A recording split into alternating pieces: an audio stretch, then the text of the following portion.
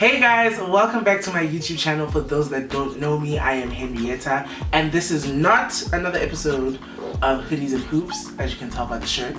Today, we are reviewing Bridgerton! Yes, Netflix came out with a banger, and you know my girl Shonda Rhimes never disappoints. I'm doing a review today on the acting, on the set designs, and definitely, baby, definitely on the tea, because Bridgerton did not disappoint. She gave what she needed to give. So if you want to see the rest of this video and watch the review, the first part will be spoiler free. Please do like, do comment, and subscribe. So let's dive right in, shall we? Oh, not too much. Bridgerton, darling. Let's try and give you the synopsis in my breast. Wait a damn minute. In my best. Bridgerton slash obviously English of that time accent. Bridgerton is set in 1813, or shall I say it begins in the year 1813, where we are about to commence the regency of the Dawn, where young women aged around 15 to 18 are putting themselves on display in the hopes of finding a match. But there is one thing, they do have quite the competition. A family of 8, high in the rankings, or shall I say dowry, and they are called the Bridgertons, and the diamond of the season, Miss Daphne Bridgerton, is the diamond to beat. But fear not, Daphne may or may not be catching the eye of a duke, Mr. Hastings, aka Mr. Simon Bassett. The Bridgertons' most jealous family, the Featheringtons, sisters of 3 and a mother whose heart is made of stone, and a newly distant cousin, Miss Marina Thompson, to come and steal their already dim shine. But fear not, for there is Mr. Duke of Hastings, who may or may have not caught the eye of Miss Daphne Bridgerton. Is it real, or is it just a ruse? I say this all to say that the show basically is to explore this time and all of the dirty secrets, hypocrisy, sex, and deceit of the season that flays and covers the dawn. And who am I? Well, I thought you would know by now. But I am Miss Lady Whistledown, the Dawn's #1 gossip column for the season. You may not know who I am, but I certainly know who you are. Okay, enough of that accent, that is so bad. Anyway, like I said, it is definitely surrounding the Bridgertons, but there's also kind of like a feud with the Featheringtons, who are also trying to find their love matches, although they are, I would guess, stereotypically undesirable. The show covers a lot of topics from sex, women, you know, getting married or having to conform to the norm, and you know, whether people choose to follow it or reject it. It also follows your demons and from the past and unresolved kind of things and holding of grudges. It also covers sexuality. It covers a whole bunch of topics that you wouldn't think would be covered at the time, or I guess, or would just be assumed, but isn't. And it gets told in a really good way. I'm just gonna quickly go through the characters, or should I say the main characters of the film. Going with the Bridgertons, you don't have to know all of the Bridgertons. There are about 8 of them if I'm not mistaken, but the top 3 Bridgertons that you need to know of is Daphne Bridgerton, the diamond of the season. As I said before, she is the most desired woman as crowned by the Queen. You have Mr. Anthony Bridgerton. He is the eldest son and the eldest sibling of them all, and so he's basically the leader of the clan of the Bridgertons. You then also have Lady Violet Bridgerton. Okay, she is the matriarch of the Bridgerton clan, who is very happy to have her daughter be the diamond of the season, because I obviously assume at that time that was quite the honor to have. Another reason why they are considered the diamond, or shall I say quite a prominent family in the whole of the ton, is because they have the biggest dowry. And I guess in this show and in those times, the woman's family is the one that pays the dowry, where traditionally, or at least in African cultures, it's the man who pays the dowry. Then we have the Featheringtons, of which there are 3 sisters. Honestly, the only sister that matters is Miss Penelope Featherington, who is friends with another Bridgerton who I haven't mentioned yet, Eloise Bridgerton, who both of them are best friends. They basically kind of reject the norm of having to find a man. And then of the Featheringtons, there is a distant cousin that comes into the mix, and her name is Miss Marina Thompson. Now, whoever their crying coach was, I don't even know. Miss Marina Thompson, I'm gonna say her name. Let me Google it. Ruby Barker. I know she may never see this, but Ruby Barker, you can cry on demand. She doesn't, when she gets bad news or she's sad, she doesn't give you a 1 tear. She gives you 2, okay? She gives you 2. She's giving you Get Out. My queen said, I'm going to give you Viola Davis, but in the 1810s. Oh! It was just tears and there was snot and it was just very violent. It was giving me very much Annalise Keating. Last but definitely not least is Mr. Duke of Hastings, Simon Bassett, aka Duke of Hastings. My personal favorite character is Miss Lady Danbury. She's giving you sophistication. When she walks into a room, she demands respect. Dare I say more than the queen? I love Miss Lady Danbury. It's not because she's half Ghanaian or anything like that. I found that out later. I just loved her. She did right by her best friend, you know, raising this boy because he had such a deadbeat of a father, you know. A few notes about the show. Number 1, the sex scenes are so long, okay? They are so long. There is one sex montage where, you know, they're just giving you the jaw right, okay?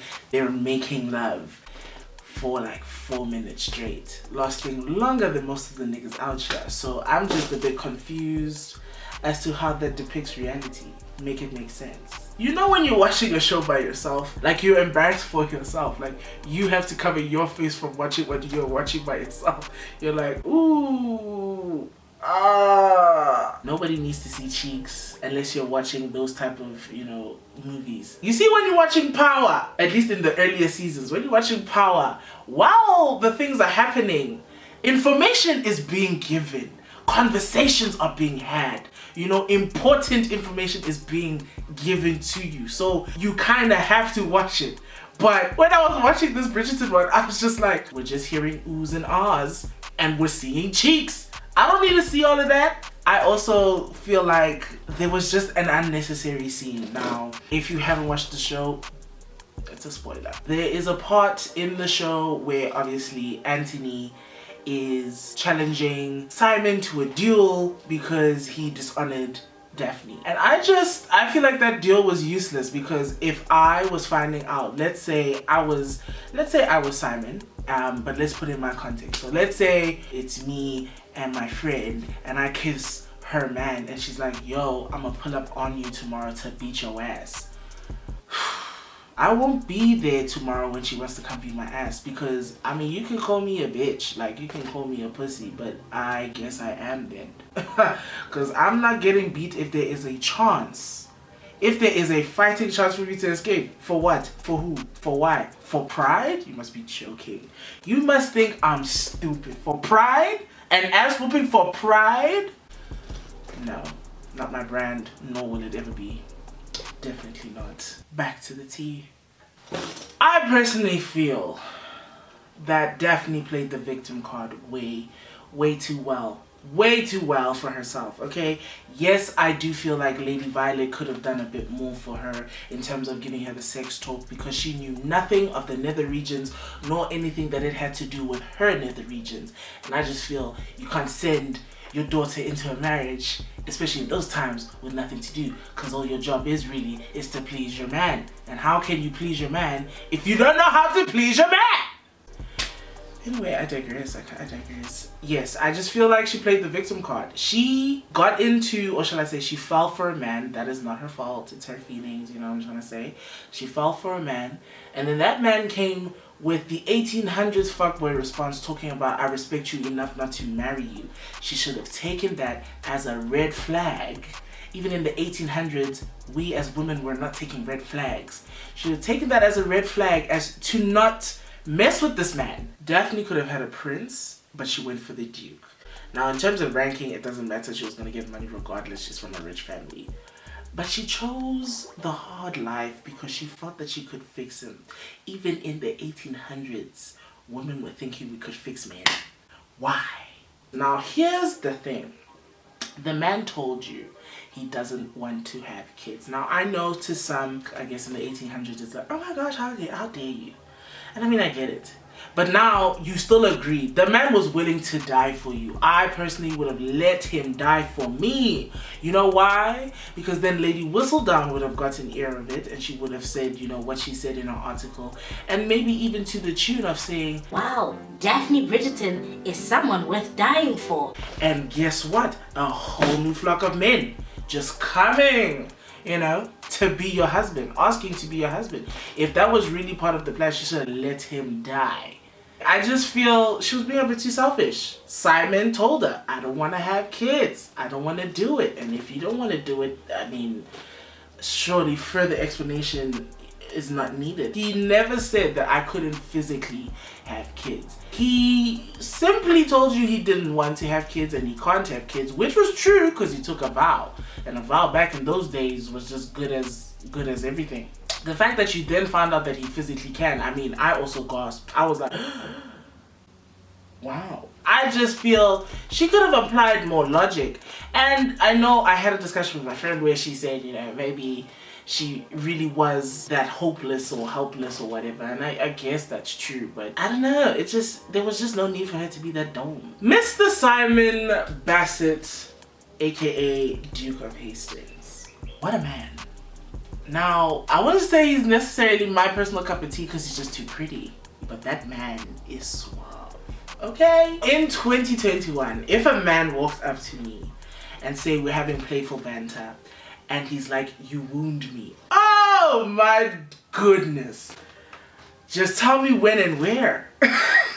No, for real. I would be dizzy. I'd be dizzy. If you say you wound me or you hit me with, I burn for you.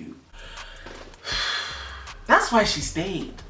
If a man is chatting to you like that on that crazy level of affection, like just him professing his love for you in that tone, in that language, wouldn't you stay too? Flaws and all, red flags and all, and I mean there were red flags, okay? He is the true definition of honesty. Man was honest, okay? Yeah, he may have omitted that he can physically have kids, he just chooses to pull out. Simon must have had the best pull-out game in the 1800s. Man said not even a drop will end up where it's not supposed to be. You understand? Man said, okay, we're about to get there. It's time to abort mission. No pun intended. But he was the most honest with Daphne out of everybody. Out of Anthony, out of his mother, her mother, out of just everybody, you know? And y'all know the scene I'm talking about where he's just instructing her on what she needs to do in order to get to where she needs to be.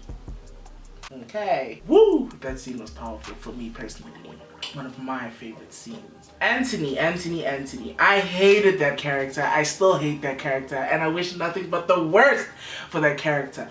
The worst brother and wingman known to humankind. You want your sister to find a husband, right? And then you settle for that man? That one? I forgot his name. Is it Nigel Burbrook? You made her marry Burbrook? That unattractive skank? Or whatever you want to call him, with an illegitimate child, by the way, since you think you're such a scout. And you know, that is when he should have actually just taken a back seat. Because isn't your woman or your lover a prostitute? a lady of the night. Now I'm not coming for that queen's profession. I'm coming for him being such a hypocrite. Not only are you the worst wingman, trying to find your sister the best husband there, on top of that nobody's good enough, but you settle for the prostitute. Do you get what I'm trying to say? And I just feel like all of that may have been linked to the fact that he got this role that he didn't really want to get, and that is not my problem. You could have ran away. You used that duel as an excuse, but you could have ran away. But no, because you like it. Child, oof, it's the toxicity for me. The toxicity in Bridgerton is 10 out of 10. And a real testimony and representation of how nice toxicity can be. That Han, that queen, right, found herself a better man, and rightfully so. She said, that man will always see me as what I am and not what I'm supposed to be or what you want me to be. Period. Why must you change? If you're liking that lifestyle, my queen, keep it. If you're liking that lifestyle, I'm talking reckless, but you know what I'm trying to say. If you like that lifestyle, why must you change for that man? That man who is really, honestly and truly is going to get bored the minute he puts a ring on your finger. And that is why, guys, I believe it's in the Bible when they said, men will hurt you, but now hurt her. But now hurt her. They will hurt you. Woo! Men will hurt you. And let's not even get started on Penelope, aka, I'm not gonna say it, but you know if you know. Penelope was such a character, okay? Penelope, she's the petty queen of them all. Not you giving up the pregnancy, because nobody else could have done it, period. Nobody else could have done it. Nobody in that house was willing to give it up. Nobody in that house, and the only common denominator had to be Penelope. Penelope was moving nuts. Okay, but you know, I guess her energy was balanced quite nicely with Eloise, who is another favorite character of mine. I loved Eloise. I loved her little mini quest to find out who Lady Whistledown is. Love her, man. Love the energy, because I am her and she is me if I was born in the 1800s. Because the thought now, maybe it's also of the times, but the thought now of me, you know, at this time looking for a husband, I would be failing dismally, because first and foremost, I don't like to be told what I can and cannot do. Okay, so if you tell me to go and find a husband, I'm probably just out of being a little bit stubborn. I'm gonna be like, well, I'm gonna find him when I want to find him, skip 3 seasons, and then boom, found my husband. Period. Eloise, the queen. Penelope, petty queen. Daphne, dumb queen. Marina Thompson, trap queen. But that's all I have for today. It was just me honestly talking absolute crap about the show, spilling the tea. As I said, love the set designs, love the acting. Miss Marina Thompson is the actor of the entire series, because that queen could cry on demand. She gave you, like I said, Annalise, Keating, snot, mucus, everything, bro. Weep is the word of the day.